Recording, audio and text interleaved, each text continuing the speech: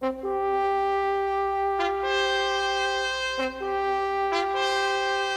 president in Washington sends word that he wishes to buy our land. But how can you buy or sell the sky, the land? The idea is strange to us. Every part of this earth is sacred to my people. Every shining pine needle, every sandy shore, every mist in the dark woods, every meadow, all are holy in the memory and experience of my people. We're part of the earth and it is part of us. The perfumed flowers are our sisters. The bear, the deer, the great eagle, these are our brothers. Each ghostly reflection in the clear water of the lakes tells of events and memories in the life of my people. The water's murmur is the voice of my father's father. The rivers are our brothers. They carry our canoes and feed our children. If we sell you our land, remember that the air is precious to us, that the air shares its spirit with all the life it supports. The wind that gave our grandfather his first breath also receives his last sigh. This we know, the earth does not belong to man, man belongs to the earth. All things are connected like the blood that unites us all. Man did not weave the web of life, he is merely a strand in it. Whatever he does to the web, he does to himself. Your destiny is a mystery to us. What will happen when the buffalo are all slaughtered? What will happen when the secret corners of the forest are heavy with the scent of many men, and the view of the ripe hills is blotted by talking wires? The end of living and the beginning of survival. When the last red man has vanished with his wilderness and his memory is only the shadow of a cloud moving across the prairie, will these shores and forests still be here? Will there be any spirit of my people left? We love this earth as a newborn loves its mother's heartbeat. So if we sell you our land, love it as we've loved it. Care for it as we've cared for it. Hold in your mind the memory of the land as it is when you receive it. Preserve the land for all children and love it as God loves us all.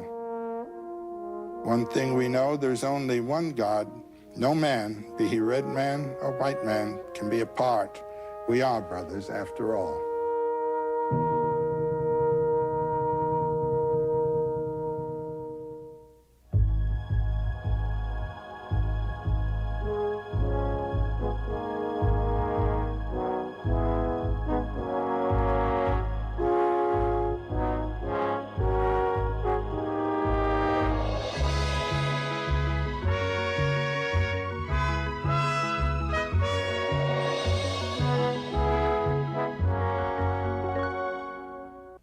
Sacred places, Delphi, Machu Picchu, Stonehenge, Jerusalem. We recognize these as places where societies came together to express their spiritual concerns. But for some very early societies, as Joseph Campbell points out in his Historical Atlas of World Mythology, the whole earth was a sacred place. Whether living on the wide plains under the great dome of the open sky, or in dense forest under a canopy of trees, our ancestors saw the sacred in everything around them. The voices of the gods spoke from the wind and thunder, and the Spirit of God flowed in every mountain stream.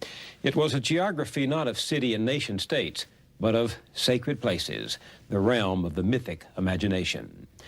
As our ancestors turned from hunting to planting, the stories they told to interpret the mysteries of life changed too. Now the seed, instead of the animal, became the symbol of life, death, and resurrection. The plant died, was buried, and its seed born again. To spiritual visionaries, this image reveals a divine truth as well as a principle of life itself. From death comes life, from sacrifice, bliss. Joseph Campbell explored the nature of these places and the relation of myth to landscape. He visited many of the world's sacred places in preparing the first two volumes of his atlas, The Way of the Animal Powers and The Way of the Seated Earth. But as he often reminded his students at Sarah Lawrence College, you don't have to go on a pilgrimage to find your own sacred place where you can follow your bliss and nourish the activity of your own creative imagination.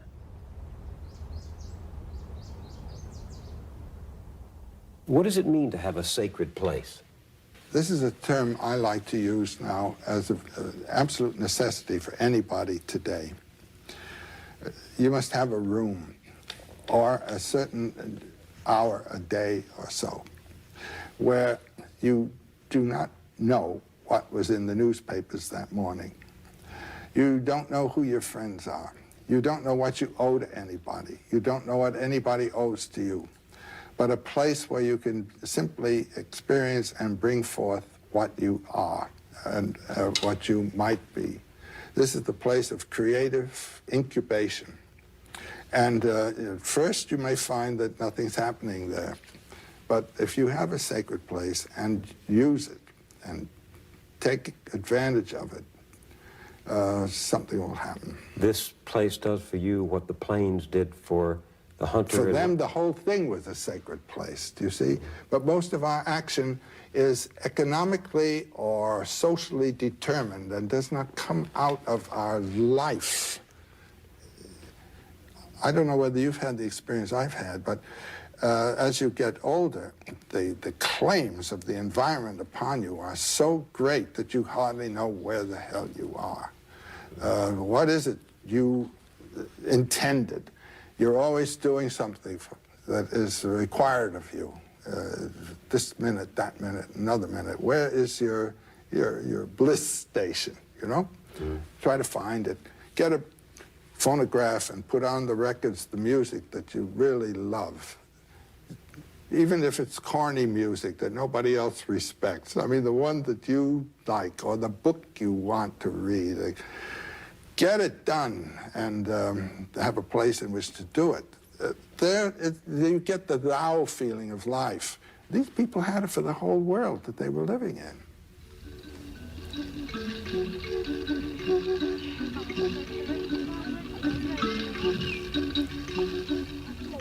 We talked about the effect of the spreading plain on mythology. This plain clearly bounded by a circular horizon with that great blue dome of an exalting heaven above, hawks and eagles hovering, the blazing sun passing, the night moon rising.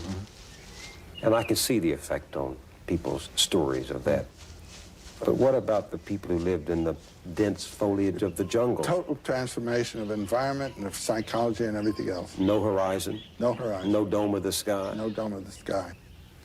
A lot of birds up there, and a heavy vegetation underneath with scorpions and poisonous serpents. And in between, distances of trees and trees and trees. No sense of perspective. Colin Turnbull tells us a marvelous story of bringing a pygmy out of the forest. He brings this pygmy who'd never been out of the jungle onto a mountain top, and suddenly they come over the hill and there's an extensive plain out there, and the poor little fellow was utterly terrified. Had no way of judging perspective and distance. He thought that the animals grazing on the plain out there were so small that they were ants, that they were just across the way, and so forth, and it just totally baffled. He rushes back into the forest. You have a different mythology there. You have a different relationship to the hunt and everything else. The forest is home. You are at home in the forest, where you and I would be perhaps ill at ease. Thinking what's behind that tree and all this kind of thing. The sense of the beautiful, simple delight in their forest, and their deity is the master of the forest master. And what impresses me is that these people, the hunters and the searchers for the roots and for the berries, they're participating in their landscape. They are part of that world. Absolutely. And it becomes sacred to them. Place becomes sacred. Every feature of it does. We moderns are stripping the world of its natural revelations of nature. Know it. I think of that, you remember that wonderful pygmy legend of the little boy who finds the song of the most beautiful, the bird of the most beautiful song in the forest? And he brings it home, doesn't he? And he asks his father to bring food for the bird, and the father doesn't want to feed only a bird. And one time, the father kills the bird, and when he killed the bird, he killed his own life, and he died. That's it. And the legend says the man killed the bird, and with the bird he killed the song, and with the song himself.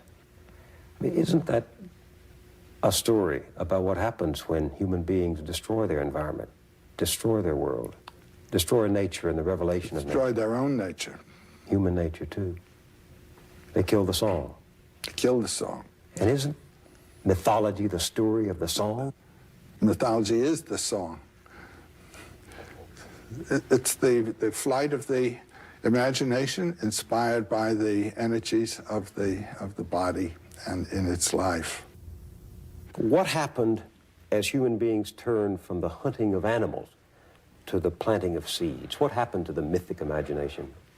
Well, I try to think of it this way. An animal, as I think I've said before, is sort of a total entity. And when you kill that animal is dead. But when you cut down a plant, new sprouts come out. Pruning is, helpful to a plant. Also in forests, where a good deal of the origination of myth is to be recognized, out of rot comes life.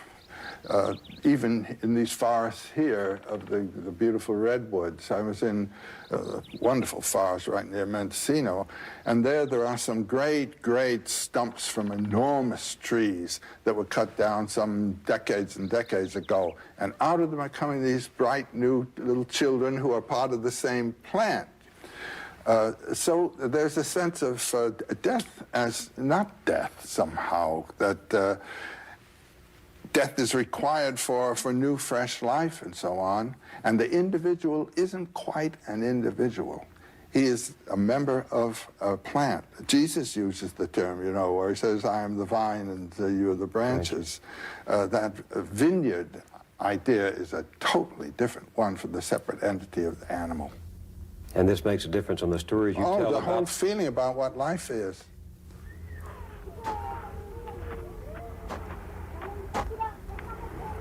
What stories did this experience of the planter give rise to? Your favorite stories in plant mythology? Well, the cutting up and burial and then growing of the plant world, the world of the plant that you eat, being already a cut-up dead body, is the dominant motif, I would say, in most of the tales. It occurs all over the place, particularly in the Pacific cultures and in the Americas. Tell me that story of the origin of maize as Longfellow borrowed it from the Chippewas, didn't he, or the Algonquins? Well, it's an Algonquin story, and it is simply of the boy in his vision. He sees a young man come to him with plumes on his head and green and so forth, and the visitant invites the young man to a wrestling match and allows him to win. Wins and wins. This happens 3 or 4 times.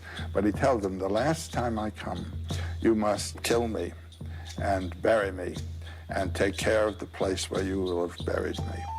And the boy then, in the last one, actually does what he has been told to do, plants the man, the visitant, and in time comes back and sees the corn growing. And it was a boy who had been concerned for his father, who was a hunter but old, and he was thinking, isn't there some other way to get food besides this one? And so it came to him out of his intention. It's a lovely story. Some other way of getting food than hunting. Yeah. But the idea is that this visitor, this figure in the vision, has to die and be buried before the plant can grow from the remains of his body. That's the main theme. It comes up, almost a duplicate of this one throughout Polynesia, for instance. Well, there's one in Polynesia about the legend of the maiden Hina. You remember that one?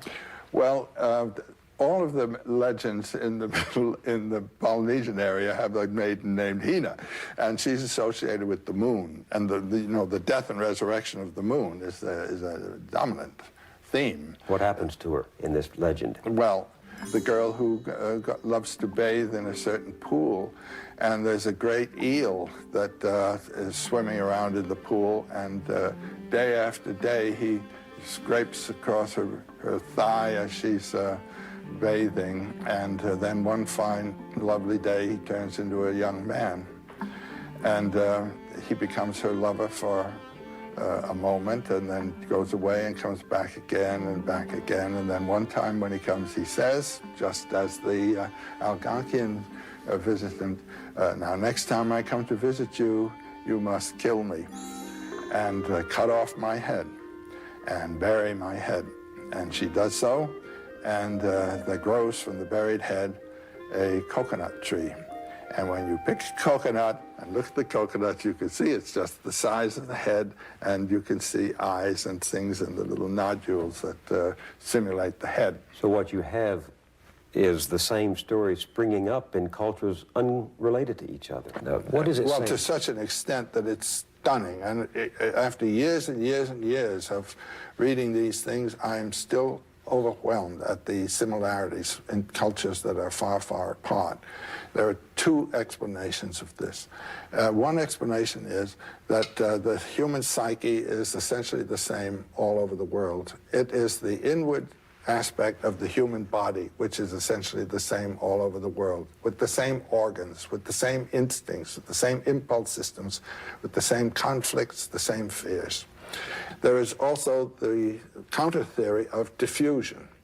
Now, for instance, when agriculture is first developed, let's say in the Near East or in Southeast Asia, I mean, these are the two big centers in the old world, then the art of tilling the soil goes forth from this area, and along with it goes a mythology that has to do with fertilizing the earth and bringing up the plants, killing the body, cutting it up, burying it and having the plant come.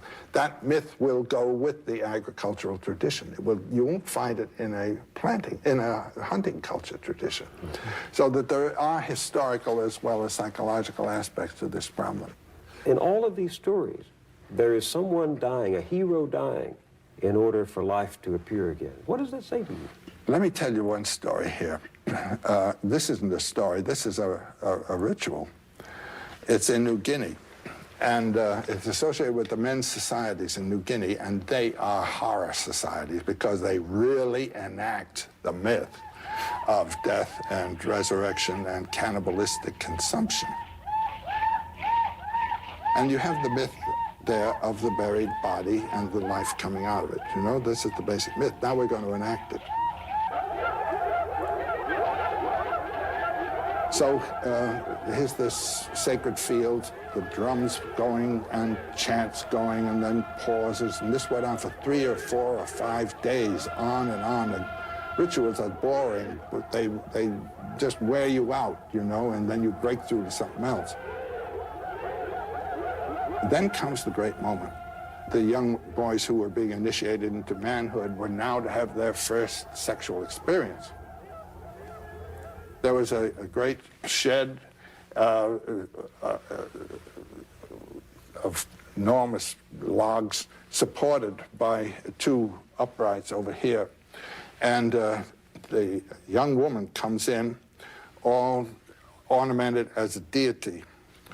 And she is brought to lie down in this place beneath the great roof.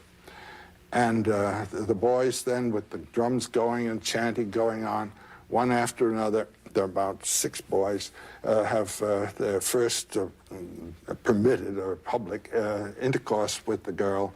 And when the last boy is with her in full embrace, the supports are withdrawn, the logs drop, and the couple are killed. There is the union of male and female again, as they were in the beginning before the separation took place.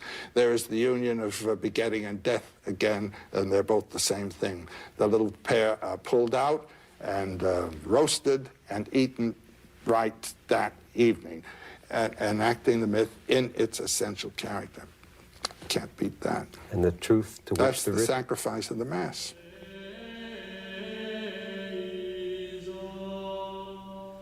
One of the wonderful things in the Catholic ritual is going to communion. There you're taught that this is the body and blood of the Savior. And you take it to you, and you turn inward, and there he's working within you. The truth to which the ritual point is? The nature of life itself to be realized in the acts of life. When in the hunting cultures a sacrifice is made, it is as it were a gift, a bribe, as it were, to the deity that is being invited to do something for us or to give us something. When a figure is sacrificed in the planting culture, that figure is the god. The person who died, was buried, and became the food is Christ crucified, from whose body the food of the Spirit comes. There is a sublimation of what originally was a very solid vegetal image. He is on Holy Rood, the tree. He is himself the fruit of the tree. Jesus is the fruit of eternal life, which was on the second tree in the Garden of Eden. When man had eaten of the fruit of the first tree, the tree of the knowledge of good and evil, he is said to have been expelled from the garden. He had already expelled himself from the garden. The garden is the place of unity, non-duality of male and female, non-duality of man and God, non-duality of good and evil. You eat the duality and you're on the way out. So this tree of the non-duality is the tree of the exit. Now, the tree of coming back to the garden is the tree of immortal life, where you know that I and the Father are one, and the two that seem to become one again. And this is exactly the tree under which the Buddha sits. The tree of wisdom? The tree of immortal life, of the knowledge of immortal life. And the Buddha under his tree and Christ hanging on his tree are the same image. They are the same image. The one who has died to the flesh and been reborn in the spirit. This is an essential experience of any mystical realization. You die to your flesh and are born to your spirit. You identify yourself with the consciousness and life of which your body is but the vehicle. You die to the vehicle and become identified in your consciousness with that of which the vehicle is the carrier. Do you understand me? And that is the God. So that what you get in the vegetation traditions is this notion of identity behind the surface display of duality. Identity behind it all. All of these are manifestations of the one. The one radiance shines through all things. The function of art, in a way, is to reveal through the object here the radiance, and that's what you get when you see the beautiful organization of a fortunately composed work of art. You just say, aha. Somehow it speaks to the order in your own life. This is a realization through art of the very thing that the religions are concerned to render. That death is life and life is death, and that the two are in accord. You have to have a balance between death and life. They're two aspects of the same thing, which is being, becoming. And that's in all of these stories? All of them. I don't know one where death is rejected. This idea of sacrifice is so foreign to our world today. Well, the old idea of being sacrificed is not what we think at all. Huh? Just consider, I think the great model of sacrifice is the Mayan Indian ball game. You know, they had a kind of basketball game. It was a loop there up in the stadium wall, and the idea was to get this big, heavy ball through that. I don't know how they did it with their shoulders or heads or something or other. And the captain of the winning team was sacrificed on the field by the captain of the losing team. His head was cut off. And going to your sacrifice as the winning stroke of your life is the essence of the early sacrificial idea. There's a wonderful story that I found in the Jesuit relations. You know, the Jesuits here in the 17th century as missionaries up in Canada and northern New York State and so forth, of a young Iroquois boy who had just been captured by the Hurons, or perhaps it was the other way around, I've forgotten. And he was being brought to be tortured to death. The Northeast Indians engaged in a systematic torture, which would go on for a long time, and the ordeal was to be sustained with a smile without flinching. That was it. That was real manhood. But the boy is brought to this as though he were being brought to his wedding. He is singing, and the people with him are treating him as though they were his hosts, and he was the honored guest, and he played the game with them, knowing where he was going. And the priests describing the thing are absolutely bewildered by the situation. And they say that the mockery of this kind of hospitality for people who are then going to become the brutes. No, those people were the priests. And this was the sacrifice of the altar. And that boy was Jesus, you know, by analogy. And the priest every day is celebrating Mass, which is an imitation or repetition, actually, of the sacrifice of the cross. That's what this priest was witnessing.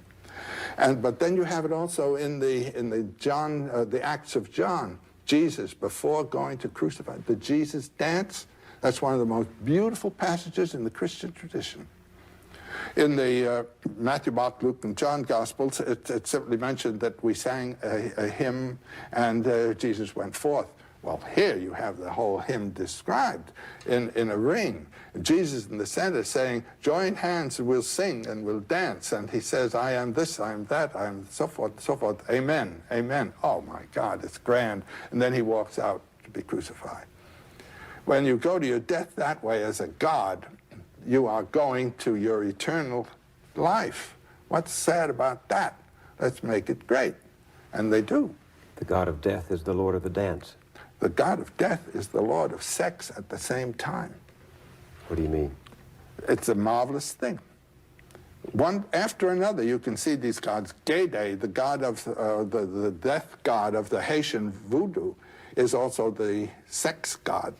Wotan had one eye covered and the other uncovered, you see?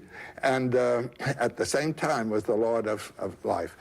Osiris, the Lord of death, and the Lord of the generation of life. It's a basic theme. That which dies is born. You have to have death in order to have life. Now, this is the origin thought, really, of the headhunt. In Southeast Asia, and particularly in the Indonesian zone, the headhunt, right up to now, has been a sacred act. It's a sacred killing. Unless there is death, there cannot be birth. And a young man, before he can be permitted to marry and become a father, must have gone forth and had his kill. What does that say to you? Well, that every generation has to die in order that the next generation should come. As soon as you beget or give birth to a child, you're the dead one. The child is the new life, and you are simply the protector of that new life.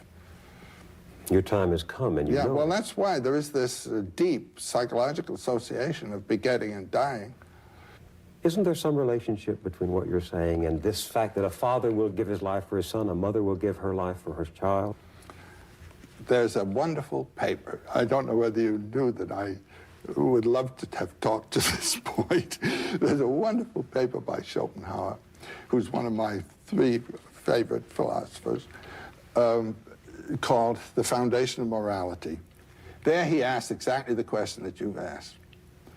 How is it that a human being can so participate in the peril or pain of another that without thought, spontaneously, he sacrifices his own life to the other? How can this happen? That what we normally think of as the first law of nature, namely self-preservation, is suddenly dissolved and there's a breakthrough. In Hawaii, some 4 or 5 years ago, there was an extraordinary adventure that represents this problem.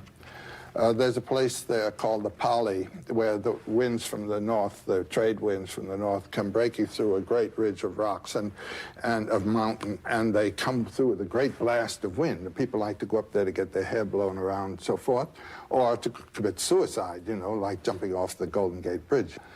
Well, the police car was on its way up the early little road that used to go up there, and they saw just beyond the railing that keeps cars from rolling over, a young man actually clearly about to jump and prepare himself to jump. Police car stopped. The policeman on the right jumps out to grab the boy and grabs him just as he jumped and was himself being pulled over and would have gone over if the second cop hadn't gotten around and grabbed him and pulled the two of them back. There was a long description of this. It was a marvelous thing in the newspapers at that time. And the policeman was asked, why didn't you let go? I mean, you would have lost your life. And you see what happened to that man. This is what's known as one-pointed meditation. Everything else in his life dropped off. His duty to his family, his duty to his job, his duty to his own career, all of his wishes and hopes for life just disappeared, and he was about to go. And his answer was, I couldn't let go. If I had, and I'm quoting almost word for word, if I had let that young man go, I could not have lived another day of my life. How come? Schopenhauer's answer is, this is the breakthrough of a metaphysical realization that you and the other are one, and that the separateness is only an effect of the temporal forms of sensibility of time and space. And our true reality is in that unity with all life. It is a metaphysical truth that becomes spontaneously realized because it's the real truth of your life. Now, you might say the hero is the one who has given his physical life, you might say, to some order of realization of that truth. It may appear that I'm one with my tribe, or I'm one with people of a certain kind, or I'm one with life. This is not a concept. This is a realization. Do you see what I mean? No, explain it. And the concepts of love your neighbor and all are to put you in tune with that fact. But whether you love your neighbor or not, bing, the thing grabs you and you do this thing. You don't even know who it is. That policeman didn't know who that young man was. And Schopenhauer said, in small ways you can see this happening every day, all the time. This is a theme that can be seen moving life in the world. People doing nice things for each other. What do you think has happened to this mythic idea of the hero in our culture today? It comes up in an experience. I think, I remember during the Vietnam War seeing on the television the young men in helicopters going out to rescue one of their companions at great risk to themselves. They didn't have to rescue that young man. It's the same thing working. It puts them in touch with the experience of being alive. Going to the office every day, you don't get that experience, but suddenly you're ripped into being alive, and life is pain, and life is suffering, and life is horror. But by God, you're alive, and it's spectacular. And this is a case of being alive, rescuing that young man. But I also know a man who said once, after years of standing on the platform of the subway, I die a little bit down there every day, but I know I'm doing so for my family. There are small acts of heroism that occur without regard to the nobility or the notoriety that you attract for it. That's right. And the mother does it by the isolation she endures in behalf of the family. Of raising. Motherhood is a sacrifice. On our veranda in Hawaii, there are little birds that come that Jean likes to feed, and each year there have been one or two mother birds.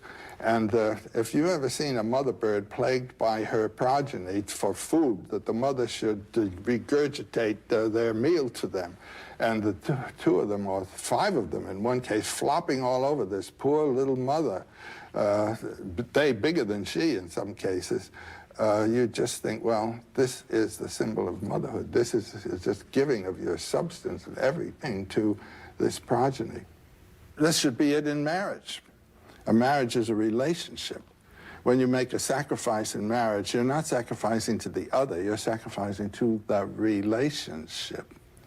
And this is symbolized, for example, in that Chinese image of the Dai Chi, the Tao, you know, with the dark and the light interacting. It's a well-known sign. That is the relationship of yang and yin, male and female, which is what a marriage is. And that's what you are. You're no longer this. You're the relationship. And so marriage, I would say, is not a love affair. It's an ordeal. And the ordeal is sacrifice of ego to the relationship of the two-ness, which now becomes the one. One not only biologically, but spiritually, and primarily spiritually. It's primarily spiritually. But the necessary function of marriage in order to create our own images and perpetuate ourselves in children.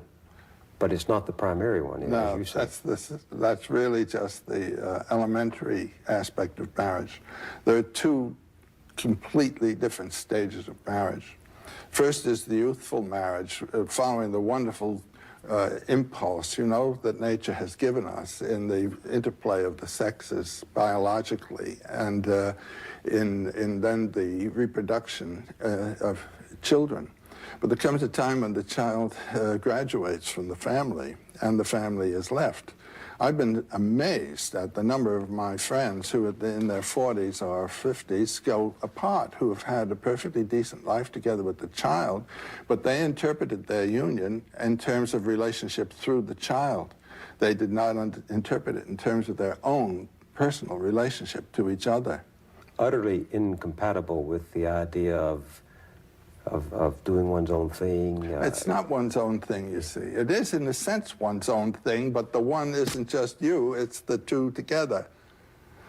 And that's a purely mythological image of the sacrifice of the visible entity for a transcendent unit, cracking eggs to make an omelet, And by marrying the right person, we reconstruct the image of the incarnate God. And that's what marriage is.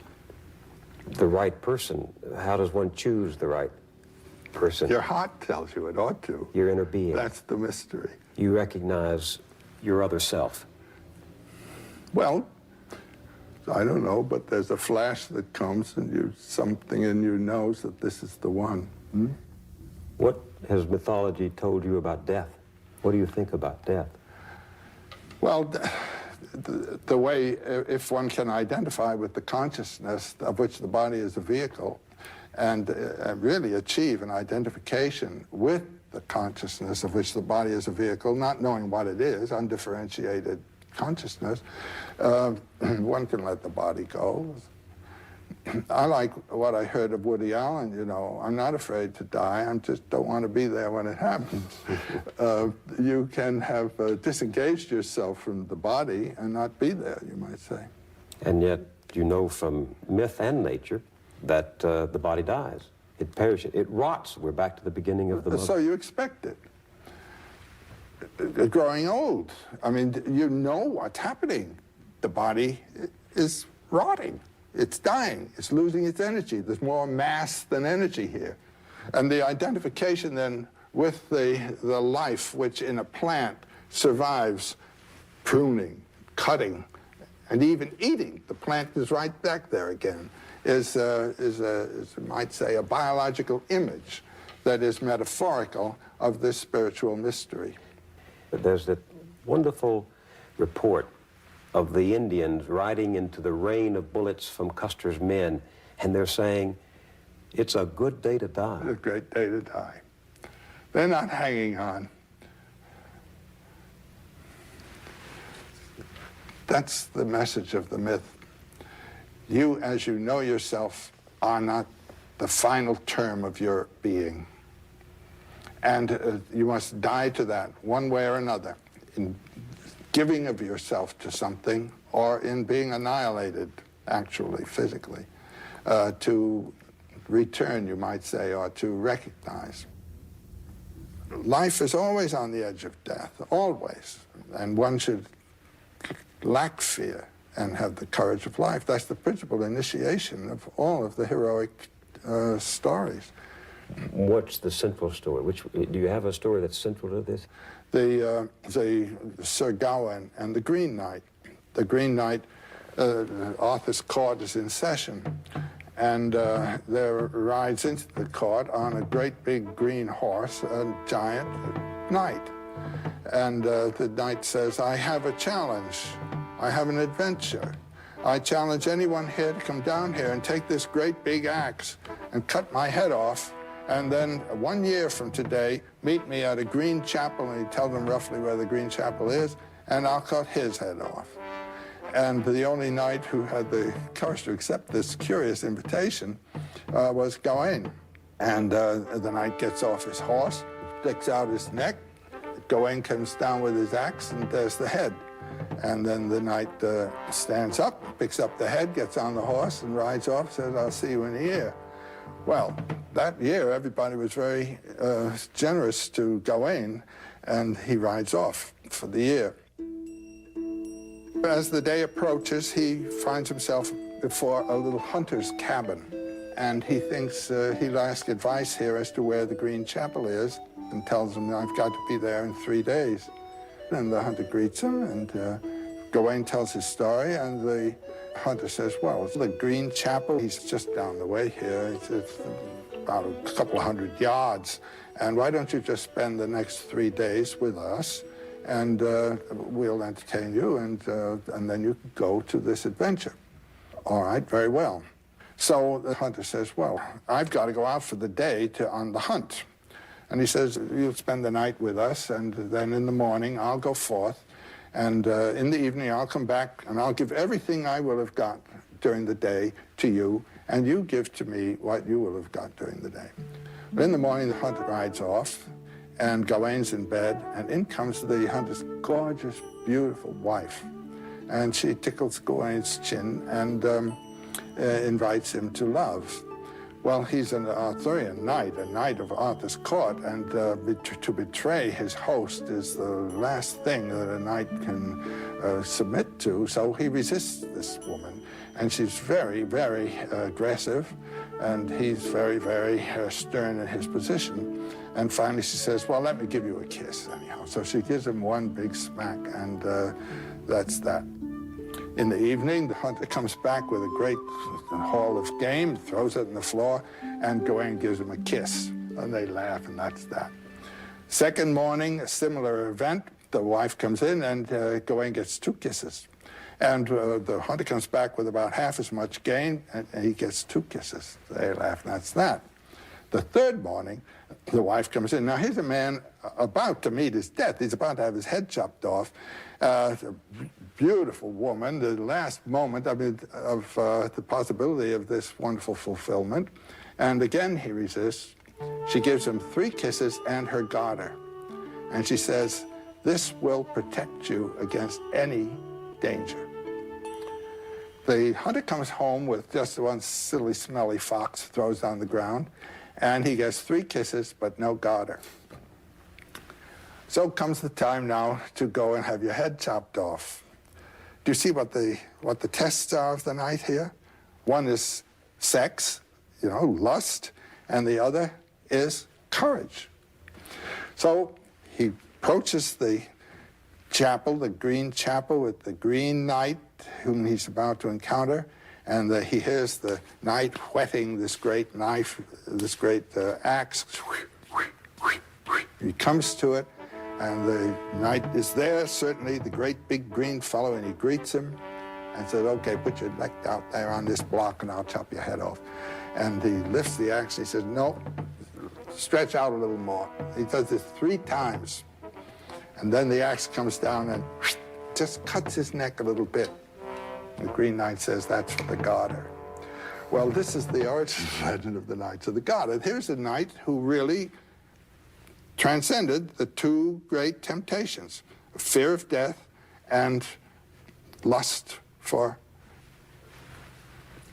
sex and the joys of life. And the moral? And the moral is that the realization of your bliss, your true being, comes when you have put aside the what might be called passing moment with its terror and with its temptations and its statement of requirements of life, that you should live this way.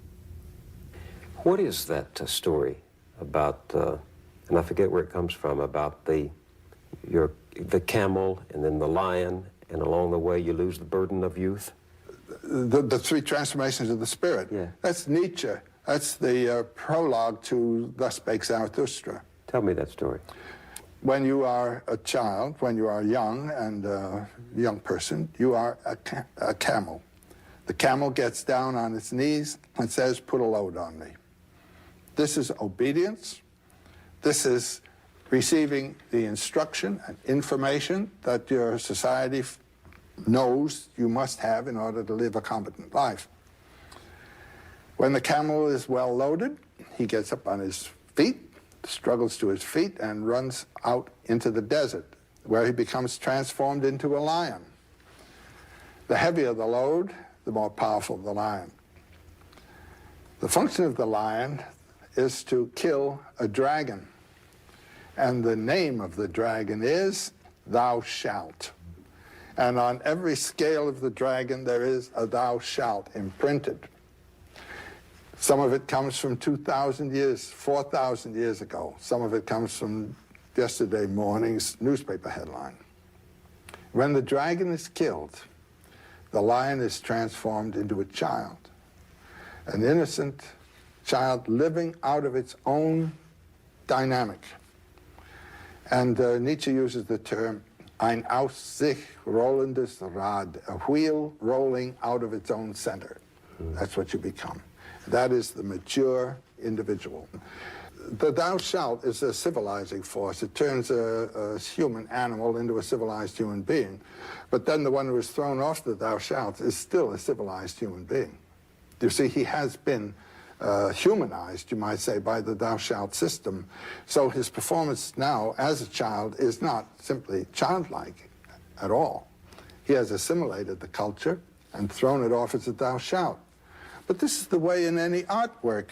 You go to work and study an art. You study the techniques. You study all the rules. And the rules are put upon you by a teacher. Then there comes a time of using the rules, not being used by them. Do you understand what I'm saying? So one way is to follow. I always tell my students, follow your bliss. Follow your bliss? Your bliss, where the deep sense of being in form and going where your body and the soul want to go. When you have that feeling, then stay with it and don't let anyone throw you off. Have you ever read Sinclair Lewis's Babbitt? Not in a long time. Do you remember the last line? I've never done the thing I wanted to in all my life. Quite a That's limit. the man who never followed his bliss. Well, I heard that line. I was living in Bronxville when I was teaching at Sarah Lawrence. Before I was married, I used to be eating out in the restaurants of the town for my lunch and dinners. And Thursday night was the maid's night off in Bronxville, so that all the families were out in the restaurants. And one fine evening, I was in my favorite restaurant there. It was a Greek restaurant. And at a table was sitting a father, a mother, and a scrawny little boy, about 12 years old. The father says to the boy, drink your tomato juice. And the boy says, I don't want to. And the father, with a louder voice, says, drink your tomato juice. And the mother says, don't make him do what he doesn't want to do. The father looks at her and he says, he can't go through life doing what he wants to do. Said, if he does only what he wants to do, he'll be dead. Look at me. I've never done a thing I wanted to in all my life. I said, my God, Babbitt incarnate. And that's the man who never followed his bliss. Well, you may have a success in life, but then just think of it. What kind of life was it? What good is it? You've never done the thing you wanted to in all your life. What happens when you follow your bliss? You come to bliss. This should be it in marriage. I mean, that's the sense of the marriage ceremony. In the Middle Ages, a favorite image that occurs in many, many contexts is the wheel of fortune. There's the hub of the wheel, and there's the revolving rim of the wheel. And if you are attached to the rim of the wheel, let's say fortune, you will be either above, going down at the bottom, or coming up. But if you are at the hub, you're in the same place all the time. And that's the sense of the marriage vow. You know, I take you in health or sickness, you know, in wealth or poverty, but I take you, and you are my bliss, not the wealth that you might bring me, nor the social prestige, but you. And that's following your bliss. Now, I came to this idea of bliss because in Sanskrit, which is the great spiritual language of the world, and they know all about it and have known about it for a long time. The transcendent is transcendent. But there are three terms that bring you to the brink. You might say the jumping off place to the ocean. And the three terms are Sat, Chit, Ananda. And Sat, the word Sat means being. Chit means full consciousness. And Ananda means rapture. So I thought, I don't know whether my consciousness is full consciousness or not. I don't know whether my being is proper being or not, but I do know where my rapture is. So let me hang on to rapture, and that'll bring me both being and full consciousness, and it works. What was your rapture? Well, it started with Indians, and then it went on into more and more mythological matters and the realm of the arts, music, and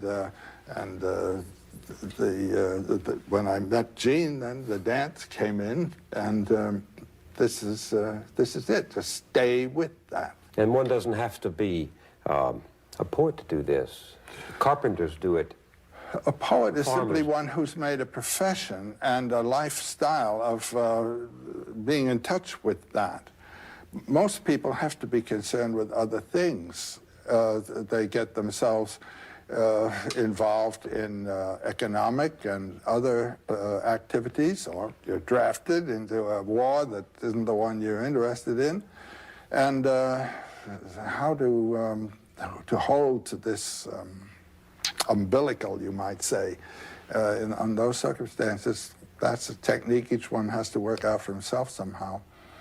But most people living in that realm of what might be called occasional concerns, they all have the capacity that's waiting to be awakened to move to this other place. I know it. I've seen it happen in students. Wonderful way of teaching we had at Sarah Lawrence, where I taught for 38 years. I'd have an individual conference with every one of my students at least once a fortnight for half an hour or so. And there you're talking on about the things that students ought to be reading, and suddenly you hit on something that the student really responds to. You can see the eyes open, the complexion changes, a life possibility has opened there. And all you can say to yourself is, I hope this child hangs on to that, you know. They may or may not, but when they do, they've found a life right there in the room with you. How would you advise somebody to tap that spring of eternal life, that joy that is right there? Well, we're having experiences all the time, which may, on occasion, render some sense of this, a little intuition of where your joy is. Grab it. No one can tell you what it's going to be. I mean, you've got to learn to recognize your own depths. Do you ever have this sense when you're following your bliss, as I have at moments, of being helped by hidden hands? All the time. It's miraculous. I even have a superstition that has grown on me as the result of invisible hands coming all the time. Namely, that if you do follow your bliss, you put yourself on a kind of track that has been there all the while waiting for you. And the life that you ought to be living is the one you're living somehow.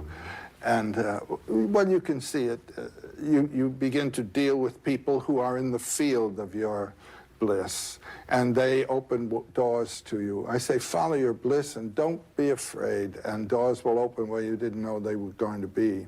Do you ever have sympathy for the man who has no invisible means of support? Who has no invisible means? Yes, he's the one that evokes compassion, you know, the poor chap. And And to see him stumbling around when the water of immortal life is right there is really, it evokes one's pity. Right there? Right there? You Yes. believe that? Yes, The waters of eternal life? right there, Where? wherever you are. If you're following your bliss, I mean, you're having that joy, that refreshment, that life all the time.